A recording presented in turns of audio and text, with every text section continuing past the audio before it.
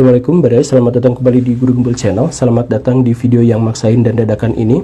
Ya, tentu saja karena Israel dan Palestina sekarang sedang berkonflik, dan biasanya kalau dua negara itu sedang berkonflik, maka seluruh dunia akan dipaksa untuk mendengar gemuruh perang mereka.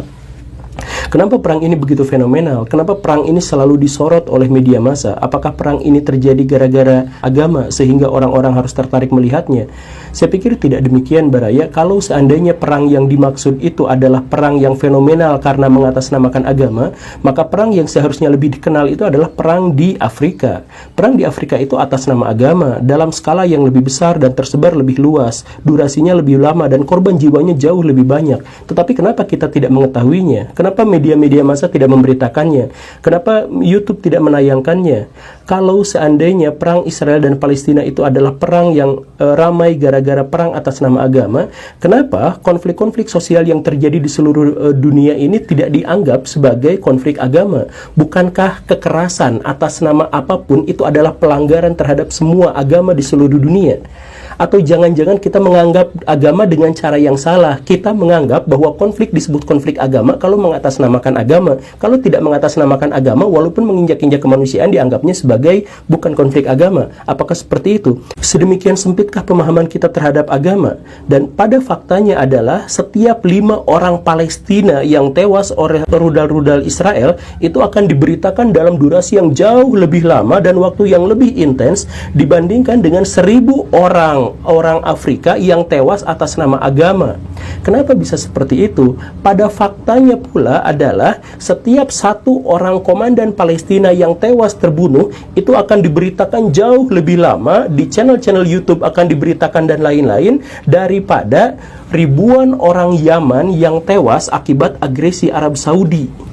Kenapa bisa seperti itu? Kita sekarang mengetahui bahwa Israel dan Palestina berkonflik, dan kita mengetahui bahwa Palestina terus-terusan diinjak-injak oleh Israel. Katakanlah seperti itu. Dan sebagai imbasnya adalah kita memberikan kepada Palestina itu bantuan ekonomi. Kita memberikan kepada mereka rumah sakit, sekolahan, dan sebagainya. Bukan hanya kita dalam artian orang Indonesia, orang Turki melakukan hal yang sama, orang Yordania melakukan hal yang sama. Tetapi kita tidak pernah memiliki data sama sekali seberapa banyak yang pernah kita berikan kepada orang-orang Yaman yang jauh lebih menderita, yang kelaparannya mencapai jutaan orang, dan kita tidak pernah mengingat-ingat bahwa Saudi Arabia pernah membom 1 bis sekolah penuh dengan siswa anak-anak kecil hanya gara-gara mereka terindikasi orang Syiah. Kenapa kita tidak pernah berpikir tentang hal-hal yang seperti itu? Kalau ini memang adalah konflik atas nama agama misalkan, dan itulah yang menyebabkan konflik Israel dan Palestina begitu menarik perhatian kita, kenapa konflik-konflik yang terjadi di seluruh dunia tidak kita bahas, tidak kita lihat? Bahkan Google tidak pernah menayangkan hal itu. Karena pada faktanya, Baraya, bahwa itu sebenarnya bukan konflik agama. Itu sesungguhnya adalah konflik kepentingan, dan karena itu adalah konflik kepentingan ekonomi dan geostrategis, maka yang ditampilkan itu adalah bentuk dari propaganda-propaganda, bukan fakta yang sesungguhnya. Propaganda dari siapa? Dari yang sangat membutuhkannya. Saya akan jelaskan, Baraya. Kita akan mulai dari sudut pandang orang Yahudi dulu. Orang Yahudi itu memang memiliki tanah yang dijanjikan, tanah yang sekarang menjadi sengketa itu. Tetapi tanah yang dijanjikan itu menurut orang-orang Yahudi hanya boleh ditempati dan tempat berkumpul orang-orang Yahudi di zaman Mesias. Artinya ketika Mesias mereka datang, turun ke bumi, maka di sanalah mereka akan berkumpul. Pada faktanya orang-orang Yahudi sendiri, orang-orang paling literal di antara rabi-rabi mereka, mengatakan sebelum zaman Mesias itu tidak boleh ada seorang pun yang berani-beraninya mendirikan negara Israel di sana. Itu menyalahi ketentuan Tuhan. Orang-orang Yahudi terdiaspora ke seluruh dunia itu karena hukuman dan sekaligus sebagai berkah agar mereka bisa menyinari, agar mereka bisa memberkati suku-suku bangsa di seluruh dunia. Itulah yang namanya diaspora. Dan Zionisme itu adalah gerakan yang sama sekali tidak berlatar agama. Pendirinya Theodor Herzl itu adalah seorang jurnalis, dia adalah seorang sekuler, dia adalah orang yang tidak taat pada ajaran agama Yahudi. Ketika dia mendirikan ajaran Zionisme dan kemudian menjadikan itu sebagai basis untuk mendirikan negara di Palestina, itu sama sekali tidak ada sangkut pautnya dengan agama. Adalah sangat aneh ketika mereka, orang-orang Zionis itu, dikatakan sebagai ultra konservatif sayap kanan yang pro terhadap teks-teks Taurat. Sama sekali tidak seperti seperti itu. Mereka tidak memiliki landasan keberagaman apapun, karena justru dalam agama mereka orang-orang Yahudi tidak boleh berkumpul di situ sebelum Mesiasnya datang. Aneh kan? Dan memang, ayo kita sekarang nyebrang ke dalam sudut pandang orang-orang Islam. Kalau menurut orang-orang Islam dikatakan bahwa tanah Palestina itu harus direbut kembali dari Israel karena itu adalah tanah suci keberagamaan, lalu kenapa sepanjang sejarah orang-orang Islam selalu mengabaikan tanah itu? Di era Perang Salib, ketika ada 150.000 pasukan orang-orang Eropa datang ke tanah itu, kemudian melakukan pembantaian, pemerkosaan, penjarahan terhadap kota itu, apakah orang-orang Islam bereaksi? Tidak ada reaksi sama sekali. Apa yang sesungguhnya terjadi pada zaman itu? Ada Abu Hamid Al-Ghazali, ada Syekh Abdul Qadir Jailani, ada Fakhruddin Razi, ada begitu banyak ulama, tetapi tidak ada satupun di antara mereka yang pernah menuliskan kejadian Perang Salib, kejadian tentang kekerasan yang terjadi di Palestina. Kalau Palestina adalah tanah yang suci, kenapa mereka sedemikian diabaikan? Baru 100 tahun kemudian datang Salahuddin Al-Ayyubi berusaha mengambil alih kembali tanah itu. Dan apa yang terjadi setelah itu menjadi ajang kekerasan dari dinasti Ayyubiyah, kemudian Mamluk, kemudian Turki. Dan setelah Turki Utsmani menguasai itu, setelah wafatnya Al-Kanuni, apa yang terjadi? Tanah Palestina tidak pernah digarap oleh orang-orang Islam, diabaikan begitu saja. Orang-orang yang tinggal di sana tidak pernah diurus sedemikian sampai orang-orang Palestina mengungsi semuanya ke Mesir atau ke Suriah atau ke Lebanon. Tanah itu hampir dikosongkan gara-gara memang tidak ada satupun pemerintah yang mau ngurus tanah itu. Bahkan ketika sekarang, zaman sekarang, kalau tanah itu memang benar-benar suci, kenapa Saudi Arabia membiarkan pendudukan Israel? Padahal dia memiliki kekuatan yang cukup besar untuk menghancurkan Israel. Kalau memang tanah itu dianggap suci oleh orang-orang Islam, kenapa Turki diam? Turki itu adalah negara terkuat ke-10 di seluruh dunia dan yang paling kuat di Timur Tengah. Israel itu nggak ada setengahnya, baik dalam kualitas maupun kuantitas.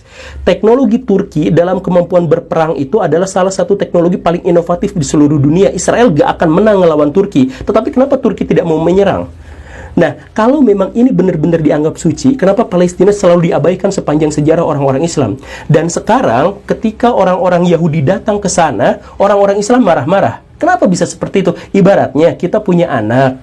Anak itu kita terlantarkan, biarkan miskin, biarkan kelaparan, biarkan hujan kehujanan, panas kepanasan, gak dikasih baju, dan lain sebagainya. Kemudian ketika ada orang yang memumutnya dan kemudian mengurusnya, kita marah-marah. Apakah itu yang dimaksud dengan tanah suci? Apakah itu yang dimaksud dengan kota suci?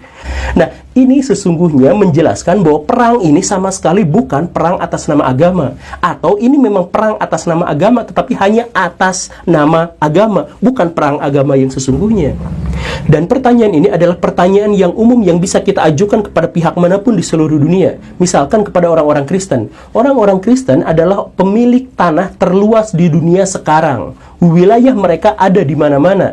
Kenapa mereka harus udunan memberikan sumbangan kepada Israel untuk menggusur tanah-tanah orang Palestina yang wilayahnya sangat-sangat sedikit? Orang-orang Palestina itu sekarang hanya menempati tanah yang lebarnya cuma 8 km. Lalu kenapa wilayah yang sedikit itu pun masih harus digusur pula, dan yang menggusur itu masih mendapatkan dana yang sangat besar dari negara-negara Kristen?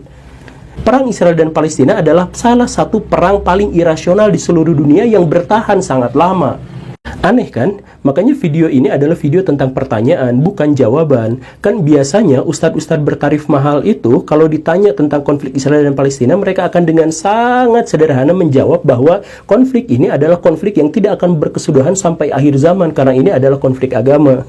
Tetapi kalau ini benar-benar konflik agama, kenapa ada begitu banyak paradoks terkait dengan agama seperti yang saya jelaskan sebelumnya? Kenapa hal itu bisa terjadi?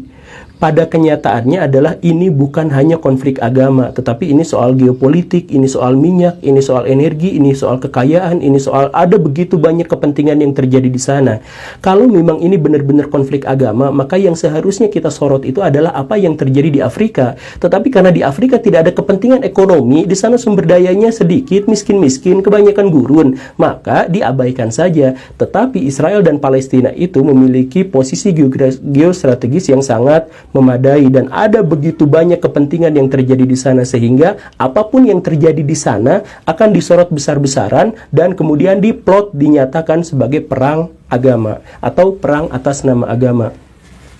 Kalau Baraya mau menjawab, silahkan saja jawab. Tetapi jawaban yang paling memadai dari pertanyaan-pertanyaan ini adalah tidak menjawab dengan kata-kata, tetapi menjawab dengan perbuatan. Bahwa ada banyak sekali ego, kekerasan, kejahatan, dan keserakahan yang kita miliki yang selalu kita namai sebagai agama. Dan kita selalu menyebutkan kepentingan pribadi kita sebagai Tuhan.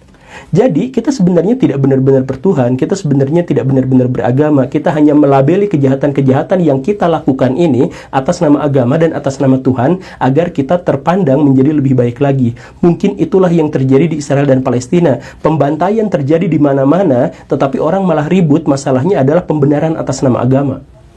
Kalau Baraya belum memikirkannya, maka mulailah berpikir, dan setelah Baraya mendapatkan jawabannya, langsung bergerak untuk mewujudkan satu gagasan bahwa Baraya harus bertuhan dengan Tuhan yang sesungguhnya dan beragama dengan agama yang sesungguhnya. Beragamalah dengan berkesadaran agar Baraya sekarang bisa mengetahui apa yang sesungguhnya menjadi masalah besar di dunia ini. Jadi jangan terus-terusan menyalahkan agama dan jangan terus-terusan mengkambing hitamkan Tuhan hanya gara-gara ego dan kepentingan kita. Terima kasih karena sudah menyimak. Saya Guru Gembul. Assalamualaikum warahmatullahi wabarakatuh.